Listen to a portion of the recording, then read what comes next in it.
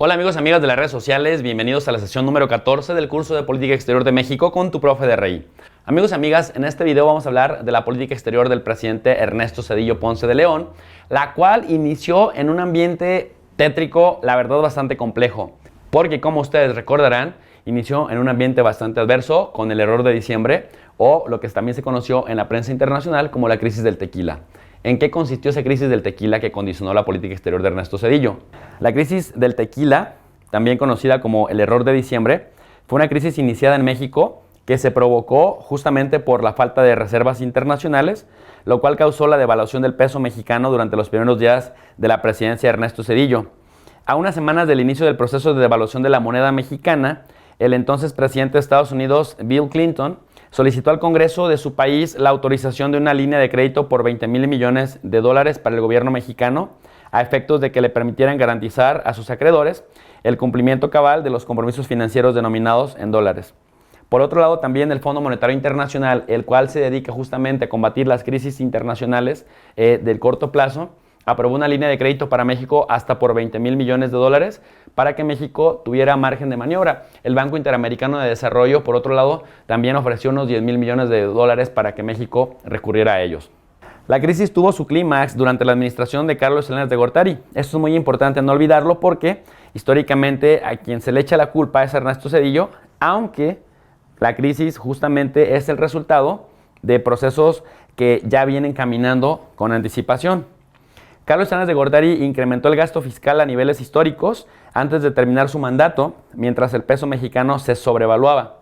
Sin embargo, el déficit elevado pudo reducir el flujo de inversiones y la generación de puestos de trabajo, y esto motivó que se alentaran las inversiones privadas en lugar de mantener la actividad estatal sin el adecuado control. Es decir, el mercado no funcionó como históricamente se había promovido desde el consenso de Washington. En este contexto, el presidente Zedillo, lo que sí decide él, es la creación del FOBAPROA y la creación del IPAP. Con esto se rescata a la banca, con esto se rescata a los empresarios que habían de alguna manera llevado a la quiebra sus empresas, y básicamente las deudas privadas pasan a las arcas del Estado, es decir, a ser deudas del Estado. Y con esto, pues todos los mexicanos, como por ahí coloquialmente se dice, nos meten al baile.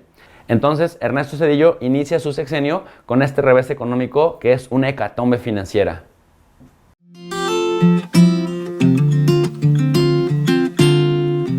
En el Plan Nacional de Desarrollo, que va de 1995 al año 2000, Ernesto Zedillo se planteaba como prioridad justamente el tener a la soberanía como el elemento más importante de su política exterior. Las razones ya las conocemos.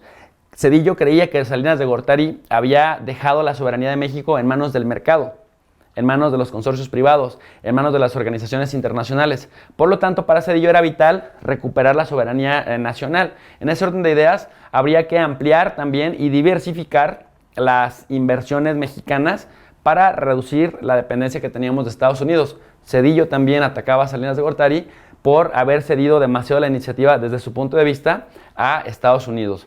Por otro lado, Ernesto Zedillo proponía que para diversificar sus relaciones amistosas también tenía que hacer alianzas con otras potencias medias, con las cuales podría encontrar temas afines de preocupación, con las cuales pudiera también concertar estrategias de avanzada para buscar objetivos comunes, y también mantener y consolidar el Tratado de Libre Comercio que ya había arrancado desde el 1 de enero de 1994 con la respectiva crisis de Chiapas. Es decir, Ernesto Zedillo entonces se enfrenta crisis económica, crisis financiera, el conflicto en Chiapas, disidencia de sindicatos, es decir, y una oposición que básicamente le va a dificultar el camino, ¿no? Porque además, pues tenía que ajustar cuentas con algunos funcionarios de la pasada administración. En ese digamos, contexto político, Ernesto Zedillo quería dar pasos de avanzada para posicionarse como el líder o el hombre fuerte de México, pero también para posicionar la imagen de México como un país que consolidaba procesos institucionales a pesar de las crisis a las que se estaba enfrentando. Bueno, frente a Estados Unidos y Canadá, ¿cuál fue la postura de la política exterior de Ernesto Zedillo? Primero, decíamos preservar la soberanía nacional. En segundo lugar, mantener la diversidad de de sus inversiones y también buscar nuevas alianzas políticas para reducir frente a estos, principalmente frente a Estados Unidos, la soberanía nacional. Para Centroamérica, ¿qué intentaba Zedillo? Pues básicamente consolidar mecanismos bilaterales de cooperación para la firma de tratados de libre comercio con la región. A Ernesto Zedillo le interesaba mucho el Triángulo del Norte, es decir, El Salvador, Honduras y Guatemala. Y por otro lado, con Sudamérica, Zedillo intentaba incrementar los lazos comerciales con el Mercosur. Pero, ¿y hacia los mexicanos en el exterior? ¿Cuál fue el papel de Zedillo? Primero, fortalecer el programa para las comunidades de los mexicanos en el exterior, que era mantener esa línea que ya venía desde la administración pasada, ver el tema de los mexicanos en el exterior como una política de Estado más que como una política de gobierno y mantener continuidad en aquellas cosas que habían funcionado, pero había que mejorar la siguiente. Los mexicanos en el exterior sufrían porque no tenían esa doble nacionalidad. Sufrían porque no estaban políticamente empoderados. Y ustedes recordarán también que en el sexenio de Zedillo se dio una crisis muy importante en California con el gobernador de esa época, Pete Wilson, quien había intentado que se le promoviera una ley que le quitaba derechos de salud, de educación a los hijos y a los migrantes indocumentados. Entonces, esto siembra una hecatombe y Zedillo lo que hace o como responde es promoviendo una ley de doble nacionalidad para que aquellos mexicanos que ya llevaran cierto tiempo en Estados Unidos pudieran nacionalizarse como estadounidenses sin perder la nacionalidad mexicana. Históricamente el temor de los mexicanos en el exterior, más allá de la nostalgia, era que si adquirían otra nacionalidad, pudieran perder la mexicana. Entonces Ernesto Zedillo facilita legalmente ese camino para que quien pudiera hacerse nacional de Estados Unidos lo hiciera sin perder ni su nacionalidad ni los derechos que ello conllevaba.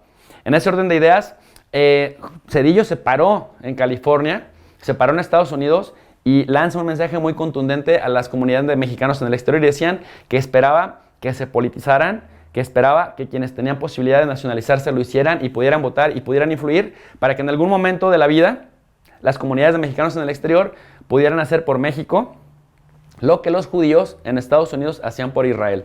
Bien, para ir cerrando, digamos, esta reflexión de la política exterior de Zedillo, con Zedillo se materializan también los acuerdos comerciales con la Unión Europea, con Japón, con Israel, con el Triángulo del Norte, Guatemala, El Salvador, Honduras. México adquiere el sobrenombre del campeón de los tratados de libre comercio porque básicamente los tratados que va firmando son con países muy estratégicos en diferentes partes del mundo, ¿no? En diferentes continentes. Y nada más para cerrar entonces, con Ernesto Zedillo estuvieron como secretarios de Relaciones Exteriores, pues Rosario Green por un lado, embajadora emérita y pues ya fallecida, pero que fue muy sobresaliente porque pues estuvo también trabajando en Naciones Unidas con Boutros Ghali cuando este señor era el secretario de la ONU y José Ángel Gurría, quien ahora se desempeña como el director de la OCDE. Bueno, amigos, amigas, si les gustó este video, denle like, compártanlo, suscríbanse al canal y socialicen la información que aquí estamos discutiendo para elevar el nivel de debate en las plataformas digitales. Muchas gracias y hasta la próxima sesión.